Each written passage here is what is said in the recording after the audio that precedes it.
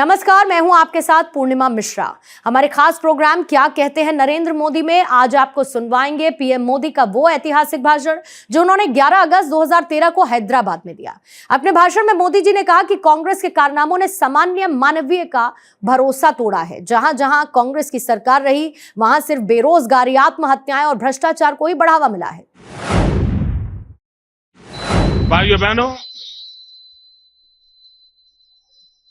गत सप्ताह की जो घटनाएं हैं, उन घटनाओं ने देश को झकझोर दिया है।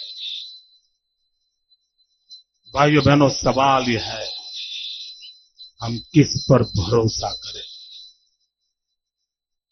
जब हमारे देश की सेना के 5 जवानों के सर काट लिए गए और तब भारत के प्रधानमंत्री ने कहा था कि ऐसी घटना अगर दोबारा होगी तो हम पाकिस्तान से हिसाब चुकता करेंगे। मैं प्रधानमंत्री जी से पूछना चाहता हूं, इसी हफ्ते पाकिस्तान की सेना ने आकर के हमारे देश के रक्षा करने वाले, मां भारती के लिए जीने मरने वाले हमारे देश के उन रणबांकुरों को पाकिस्तान की सेना ने आकर के उनको भून दिया, उनको मौत के घाट उतार दिया। दिल्ली की सल्तनत को हिंदुस्तान पूछ रहा है। आपने कहा था, जब हमारे देश के जवानों के सर काट लिए गए थे, तब आपने वादा किया था कि आप ऐसी चीजों को सहन नहीं करेंगे। क्या कारण हुआ कि पाकिस्तान एक के बाद एक जुल्म करता चला जा रहा है और 125 करोड़ का देश चुपचाप सारी चीजें झेल रहा है। भाइयों बहनों, पिछले दिनों एक के बाद एक जो घटनाएं घटी हैं, आप देखिए किश्तवाड़ सुलग रहा है। न जाने कितने लोगों को मारा गया है, न जाने कितने लोगों की दुकानें जलाई गई हैं, न जाने कितने लोगों के घर जलाए गए हैं।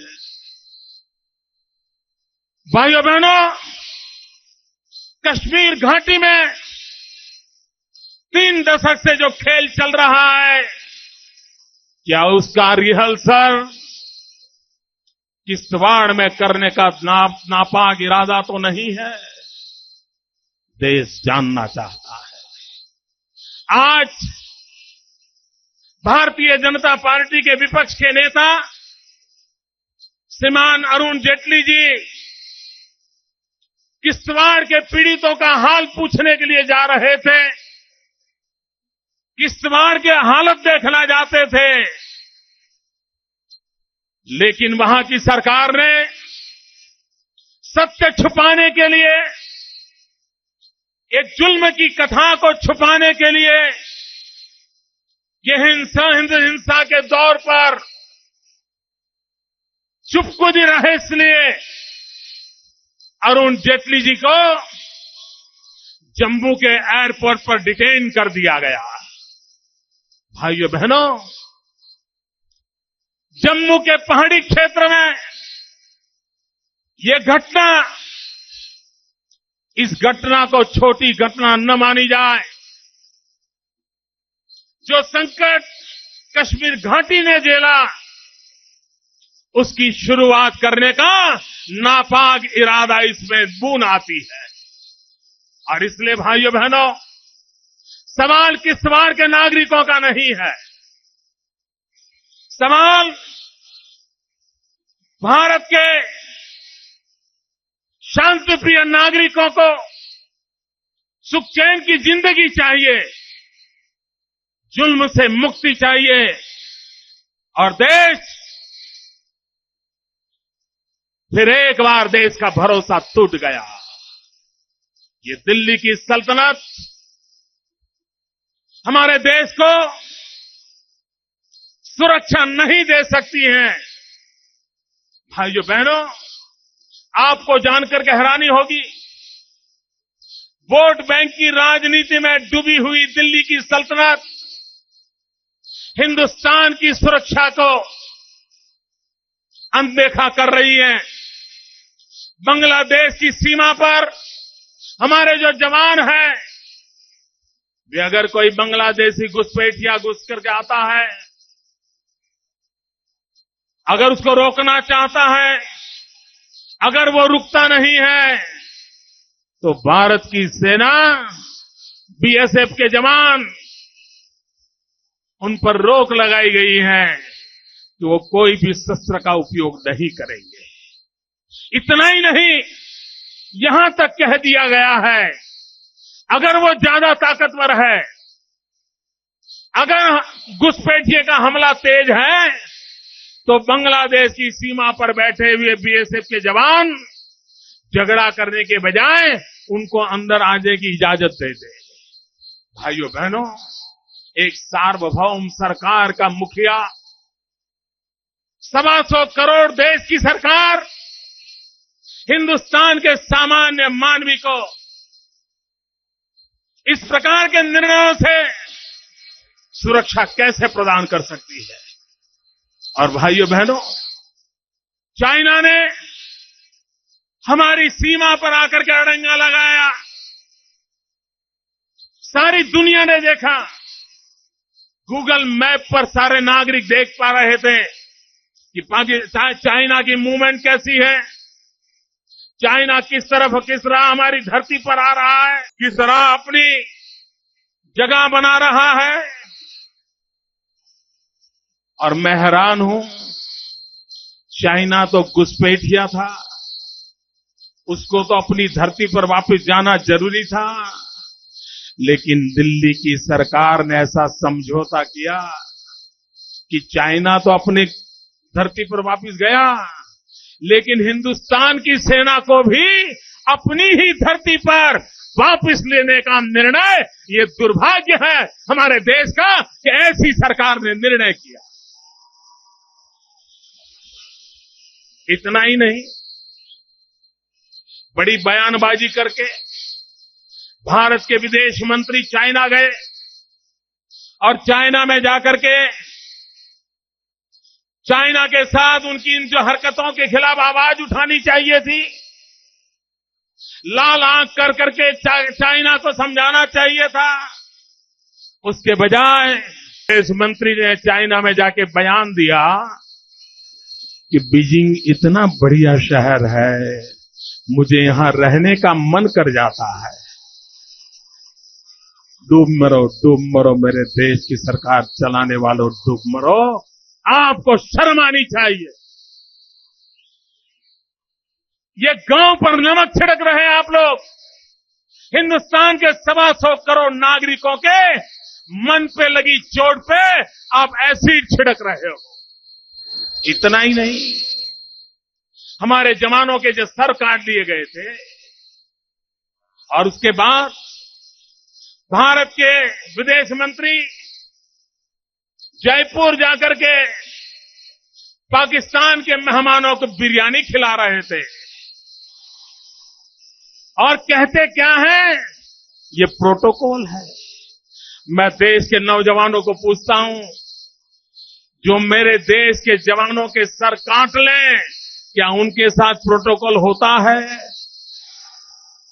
क्या मेरे देश के जवानों के सर काट ले, उनका प्रोटोकॉल होता है?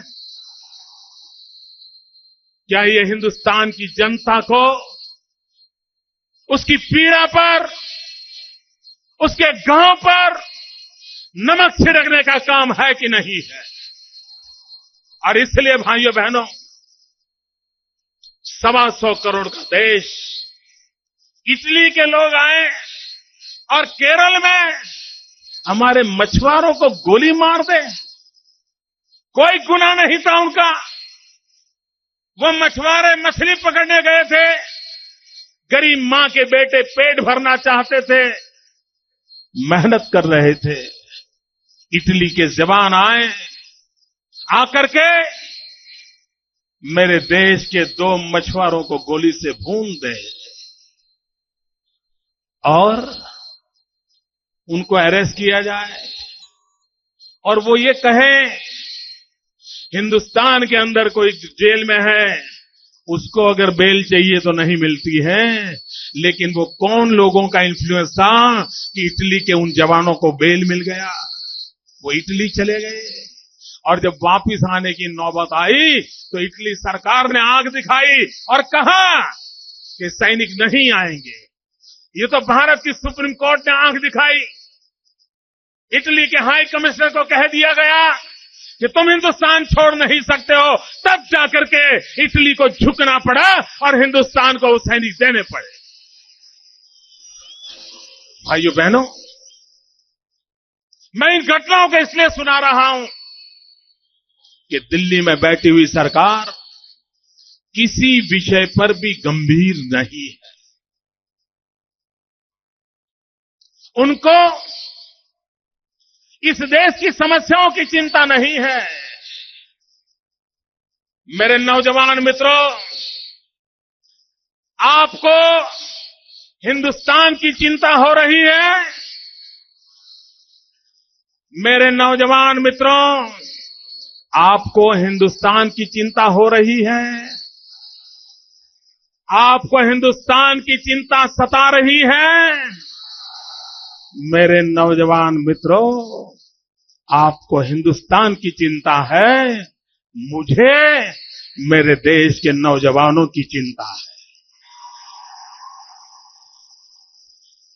मन में सवाल उठता है, इस देश की युवा पीढ़ी का क्या होगा? रोजी रोटी पाने के लिए कहां जाएंगे? मित्रों, कांग्रेस की सरकार महाराष्ट्र में भी है, कांग्रेस की सरकार आंध्र में भी है।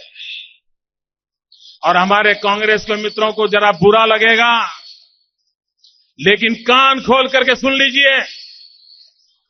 आंध्र में भी आप कई वर्षों से राज कर रहे हैं, महाराष्ट्र में भी आप कई वर्षों से राज कर रहे हैं, और हिंदुस्तान में सबसे ज्यादा आत्महत्या की घटनाएं अगर कहीं होती है तो महाराष्ट्र में और आंध्र में होती है, जहां के नौजवानों को आत्महत्या का रास्ता लेना पड़ता है।